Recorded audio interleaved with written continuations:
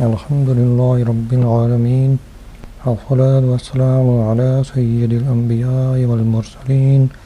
أما بعد فأعوذ بالله من الشيطان الرجيم بسم الله الرحمن الرحیم۔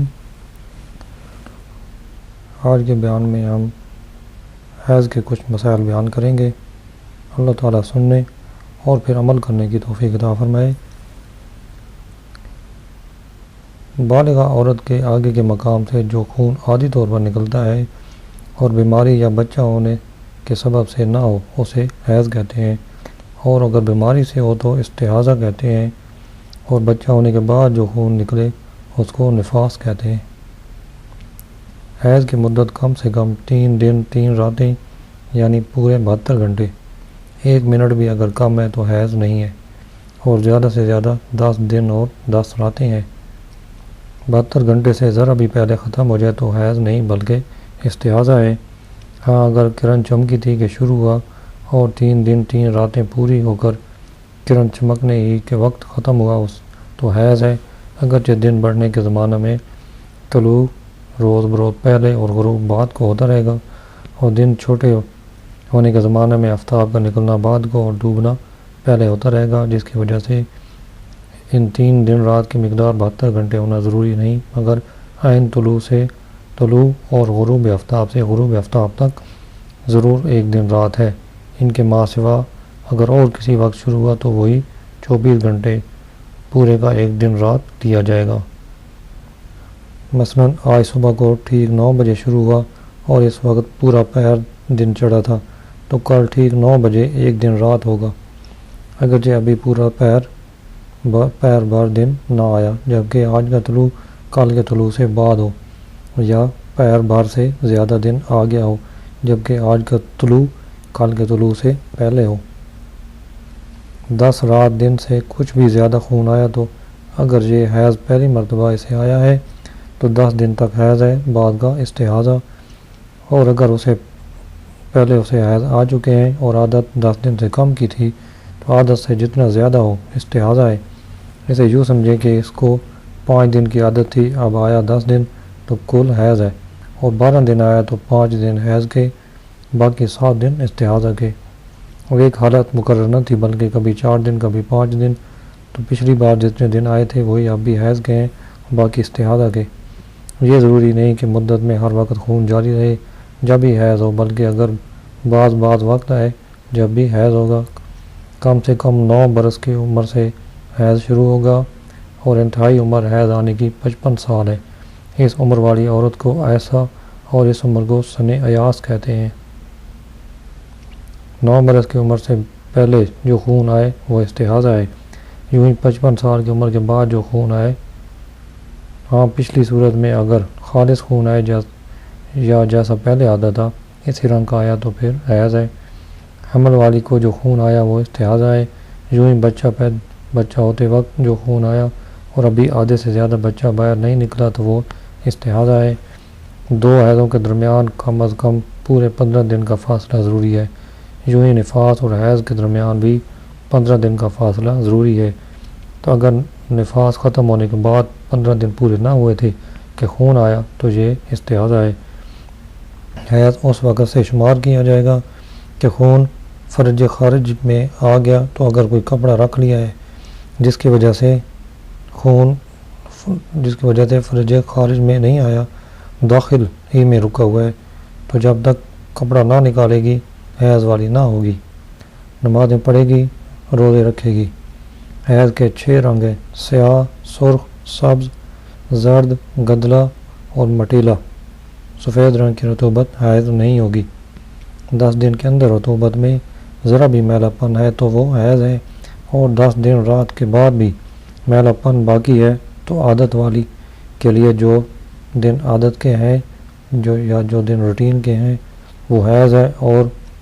عادت سے بعد والے استحاضہ، اور اگر کچھ عادت نہیں یعنی دن بدلتے رہتے ہیں تو 10 دن اور 10 رات تک حیض ہے، باقی استحاضہ۔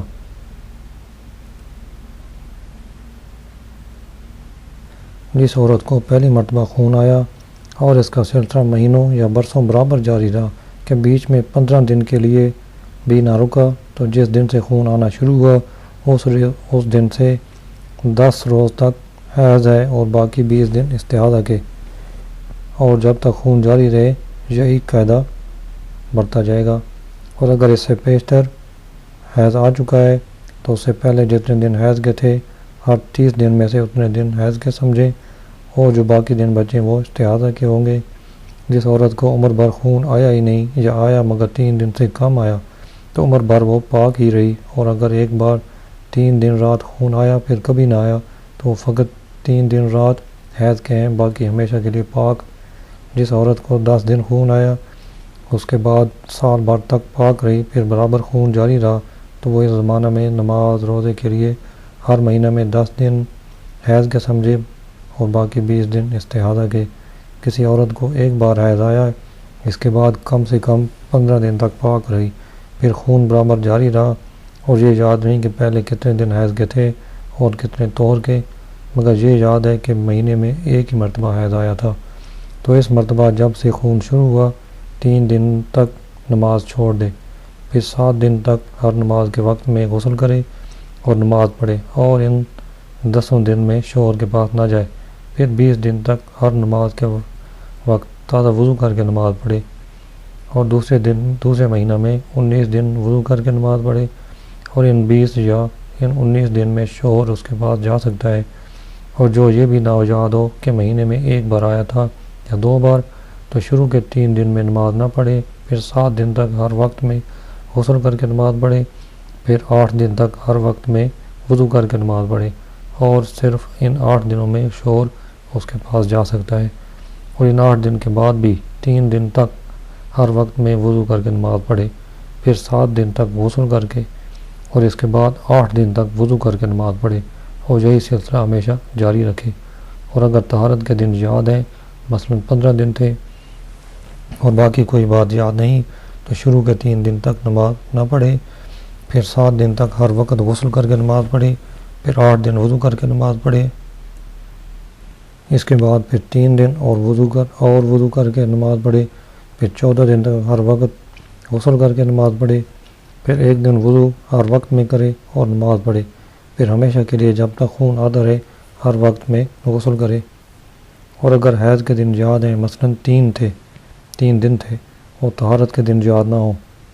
تو شروع سے 3 دنوں میں نماز چھوڑ دے، پھر 18 دن تک ہر وقت میں وضو کر کے نماز پڑھے، جن میں 15 پہلے تو یقیناً طہر ہیں اور 3 دن پچھلے مشکوک، پھر ہمیشہ ہر وقت میں غسل کر کے نماز پڑھے۔ اور اگر یہ یاد ہے کہ مہینے میں ایک ہی بار حیض آیا تھا اور یہ کہ وہ 3 دن تھا مگر یہ یاد نہیں کہ وہ کیا تاریخیں تھیں، تو ہر مہینے کے ابتدائی 3 دنوں میں وضو کر کے نماز پڑھے اور 27 دن تک ہر وقت میں غسل کرے۔ یوں ہی 4 دن یا 5 دن حیض کے ہونا یاد ہوں تو ان 4-5 دنوں میں وضو کرے، باقی دنوں میں غسل۔ اور اگر یہ معلوم ہے کہ آخر مہینے میں حیض آتا تھا اور تاریخیں بھول گئیں تو 27 دن وضو کر کے نماز پڑھے اور 3 دن نہ پڑھے، پھر مہینہ ختم ہونے پر ایک بار غسل کر لے۔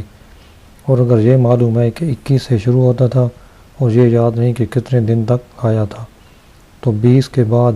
3 دن تک نماز چھوڑ دے، اس کے بعد 7 دن جو رہ گئے ان میں ہر وقت غسل کر کے نماز پڑھے۔ اور اگر یہ یاد ہے کہ فلاں 5 تاریخوں میں 3 دن آیا تھا مگر یہ یاد نہیں کہ ان 5 میں وہ کون کون سے دن ہیں تو 2 پہلے دنوں میں وضو کر کے نماز پڑھے اور 1 دن بیچ کا چھوڑ دے، اور اس کے بعد کے 2 دنوں میں ہر وقت میں غسل کر کے نماز پڑھے۔ جس عورت کو نہ پہلے حیض کے دن یاد ہوں نہ یہ یاد کہ کن تاریخوں میں آیا تھا، اب 3 دن یا زیادہ خون آ کر بند ہو گیا، پھر طہارت کے 15 دن پورے نہ ہوئے تھے کہ پھر خون جاری ہوا اور ہمیشہ کو جاری ہو گیا، تو اس کا وہی حکم ہے جیسے کسی کو پہل خون آیا اور ہمیشہ کو جاری ہو گیا، اور 10 دن حیض کے شمار کرے، پھر 20 دن طہارت کے۔ جس کی ایک عادت مقرر نہ ہو بلکہ کبھی 6 دن حیض کے ہوں کبھی 7 دن، اب جو خون آیا تو بند ہوتا ہی نہیں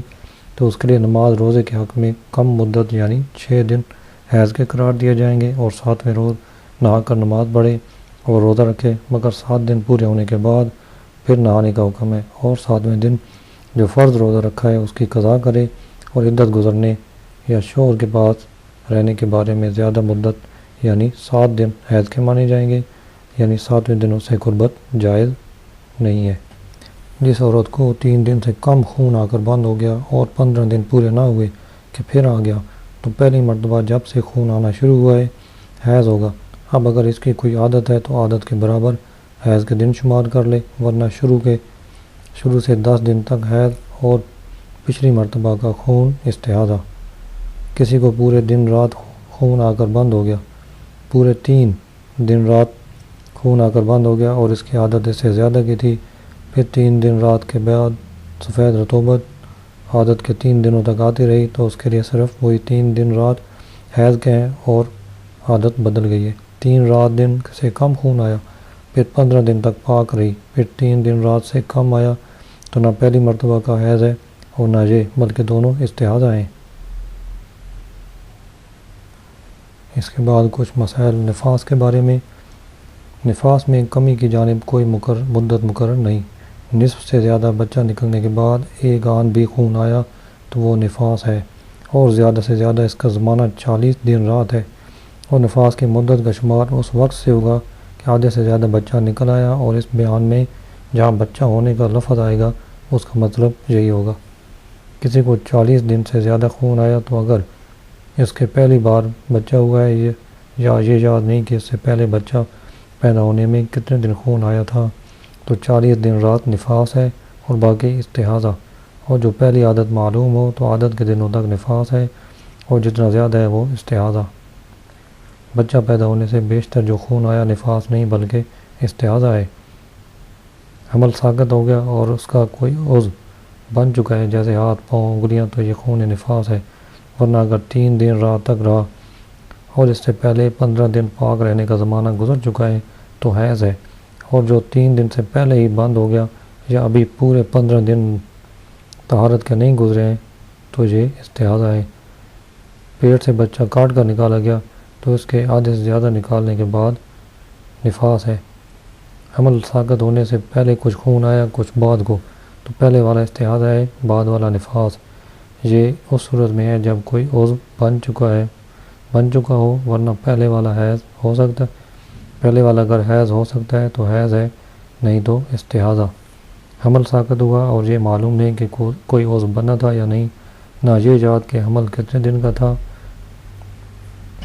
اور بعد اسقاط کے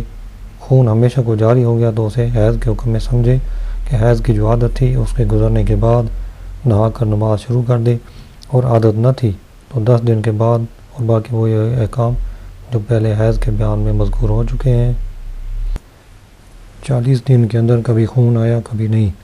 تو یہ سب نفاس ہی ہے اگر جو 15 دن کا فاصلہ ہو جائے۔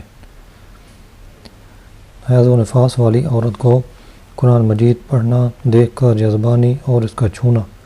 اگرچہ اس کی جلد یا چولی یا حاشیے کو ہاتھ یا انگلی کی نوک یا بدن کا کوئی حصہ لگے، یہ سب حرام ہے۔ کاغذ کے پرچے یا پرچے پر کوئی صورت یا آیت لکھی ہو اس کا بھی چھونا حرام ہے۔ جزدان میں اگر قرآن مجید ہو تو اس جزدان کے چھونے میں حرج نہیں ہے۔ اس حالت میں کرتے کے دامن یا دوپٹے کے آنچل سے یا کسی ایسے کپڑے سے جس کو پہنے اوڑھے ہوئے ہے قرآن مجید چھونا حرام ہے۔ دعائے قنوت پڑھنا بھی اس حالت میں مکروہ ہے۔ قرآن مجید کے علاوہ اور تمام اذکار، کلمہ شریف، درود شریف پڑھنا بلا کراہت جائز بلکہ مستحب ہے، اور ان چیزوں کو وضو یا کلی کر کے پڑھنا بہتر، اور ویسے ہی پڑھ لیا جب بھی کوئی حرج نہیں ہے، اور ان کے چھونے میں بھی حرج نہیں۔ ایسی عورت کو مسجد میں جانا حرام ہے، خانہ کعبے کے اندر جانا اور اس کا طواف کرنا یہ بھی حرام ہے۔ اس حالت میں روزہ رکھنا اور نماز پڑھنا حرام ہے۔ ان دنوں میں نمازیں معاف ہیں اور ان کی قضا بھی نہیں ہوگی، اور روزوں کی قضا اور دنوں میں رکھنا فرض ہے۔ نماز کا آخری وقت ہو گیا اور ابھی تک نماز نہیں پڑھی کہ حیض آ گیا یا بچہ پیدا ہوا تو اس وقت کی نماز معاف ہو گئی، اگرچہ اتنا تنگ وقت ہو گیا ہو کہ اس نماز کی گنجائش نہ ہو۔ جس عورت کو 3 دن رات کے بعد حیض بند ہو گیا اور عادت کے دن ابھی پورے نہ ہوئے تھے، یا نفاس کا خون عادت پوری ہونے سے پہلے بند ہو گیا، تو بند ہونے کے بعد ہی غسل کر کے نماز پڑھنا شروع کر دے، عادت کے دنوں کا انتظار نہ کرے۔ عادت کے دنوں سے خون متجاوز ہو گیا تو حیض میں 10 دن اور نفاس میں 40 دن کا انتظار کرے۔ اگر اس مدت کے اندر بند ہو گیا تو اب سے نہا دھو کر نماز پڑھے، اور جو اس مدت کے بعد بھی جاری رہا تو نہائے اور عادت کے بعد باقی دنوں کی قضا کرے۔ حیض یا نفاس عادت کے دن پورے ہونے سے پہلے بند ہو گیا تو آخر وقت مستحب تک انتظار کر کے نہا کر نماز پڑھے، اور جو عادت کے دن پورے ہو چکے تو انتظار کی کچھ حاجت نہیں ہے۔ حیض پورے 10 دن پر اور نفاس پورے 40 دن پر ختم ہوا اور نماز کے وقت میں ابھی اگر اتنا وقت بھی باقی ہو کہ اللہ اکبر کا لفظ کہہ سکے تو اس وقت کی نماز اس پر فرض ہو گئی، نہا کر اس کی قضا پڑھے۔ اور اگر اس سے کم میں بند ہوا اور اتنا وقت ہے کہ جلدی سے نہا کر اور کپڑے پہن کر ایک بار اللہ اکبر کہہ سکتی ہے تو نماز فرض ہو گئی، قضا کرے ورنہ نہیں۔ روزے کی حالت میں حیض یا نفاس شروع ہو گیا تو وہ روزہ جاتا رہا، اس کی قضا رکھے۔ فرض تھا تو قضا فرض ہے، اور اگر نفل تھا تو قضا واجب۔ حیض و نفاس کی حالت میں سجدہ شکر اور سجدہ تلاوت حرام ہے، اور آیت سجدہ سننے سے اس پر سجدہ واجب نہیں ہوتا۔ سوتے وقت پاک تھی اور صبح سو کر اٹھی تو اثر حیض کا دیکھا تو اسی وقت سے حیض کا حکم دیا جائے گا۔ عشاء کی نماز نہیں پڑھی تھی تو پاک ہونے پر اس کی قضا فرض ہے۔ حیض والی سو کر اٹھی اور گدی پر کوئی نشان ہے حیض کا نہیں تو رات ہی سے پاک ہے، نہا کر عشاء کی قضا پڑھے۔ ہم بستری یعنی جماع اس حالت میں حرام ہے۔ ایسی حالت میں جماع کو جائز جاننا کفر ہے، اور حرام سمجھ کر لیا تو سخت گناہ گار ہوا۔ اس پر توبہ فرض ہے، اور آمد کے زمانہ میں کیا تو 1 دینار اور قریب ختم کے کیا تو نصف دینار خیرات کرنا مستحب ہے۔ اس حالت میں ناف سے گھٹنے تک عورت کے بدن سے مرد کا اپنے کسی عضو سے چھونا جائز نہیں ہے، جبکہ کپڑا وغیرہ حائل نہ ہو، شہوت سے ہو یا بغیر شہوت کے۔ اور اگر ایسا حائل ہو کہ بدن کی گرمی محسوس نہ ہوگی تو حرج نہیں۔ ناف سے اوپر اور گھٹنے سے نیچے چھونے یا کسی طرح کا نفع لینے میں کوئی حرج نہیں، یوں ہی بوس و کنار بھی جائز ہے۔ اپنے ساتھ کھلانا یا ایک جگہ سونا جائز ہے، بلکہ اس وجہ سے ساتھ نہ سونا مکروہ ہے۔ اس حالت میں عورت مرد کے ہر حصہ بدن کو ہاتھ لگا سکتی ہے۔ اگر امرأة سونے میں غلبہ شہوت اور اپنے کو قابو میں نہ رکھنے کا احتمال ہو تو ساتھ نہ سوئے۔ پورے 10 دن پر ختم ہوا تو پاک ہوتے ہی اس سے جماع جائز ہے، اگرچہ اب تک غسل نہ کیا ہو، مگر مستحب یہ ہے کہ نہانے کے بعد جماع کرے۔ 10 دن سے کم میں پاک ہوئی تا وقت کے غسل نہ کر لے، یا وہ وقت نماز جس میں پاک ہوئی گزر نہ جائے، جماع جائز نہیں ہوگا۔ اور اگر وقت اتنا نہیں تھا کہ اس میں نہا کر کپڑے پہن کر اللہ اکبر کہہ سکے تو اس کے بعد کا وقت گزر جائے یا غسل کر لے تو جائز ہے ورنہ نہیں۔ عادت کا دن پورے ہونے سے پہلے ہی ختم ہو گیا تو اگرچہ غسل کر لے جماع ناجائز ہے، تا وقت کہ عادت کے دن پورے نہ ہو لے۔ جیسے کسی کی عادت 6 دن کی تھی اور اس مرتبہ 5 ہی روز آیا تو اسے حکم ہے کہ نہا کر نماز شروع کر دے، مگر جماع کے لیے 1 دن اور انتظار کرنا واجب ہے۔ حیض سے پاک ہوئی اور پانی پر قدرت نہیں کہ غسل کرے اور غسل کا تیمم کیا